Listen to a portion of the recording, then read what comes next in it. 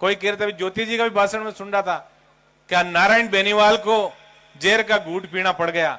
अरे तो जेर का जिन्होंने घूट पिया वही तो महादेव बने, मैं तो नीलकंठ बन गया।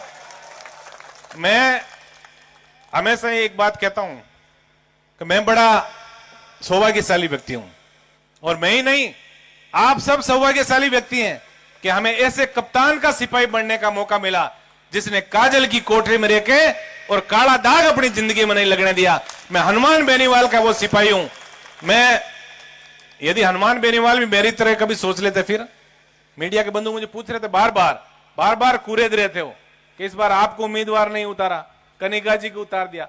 मैं कह रहा हूं क्यों सर, मैं न कभी नारायण बेनीवाल ने चुनाव लड़ा, ना कभी कनिका बेनीवाल चुनाव लड़ेगी। यहां तो सिर्फ और सिर्फ हनुमान बेनीवाल की विचारधारा चुनाव लड़ेगी।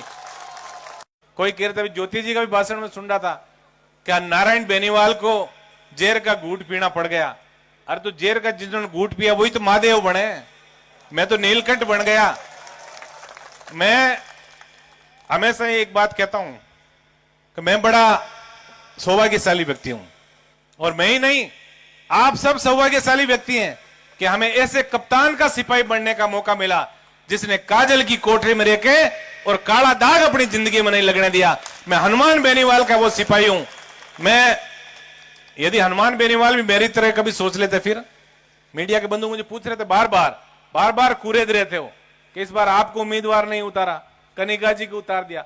मैं कह रहा हूं क्यों सर, मैं न कभी नारायण बेनीवाल ने चुनाव लड़ा, ना कभी कनिका बेनीवाल चुनाव लड़ेगी। यहां तो सिर्फ और सिर्फ हनुमान बेनीवाल की विचारधारा चुनाव लड़ेगी।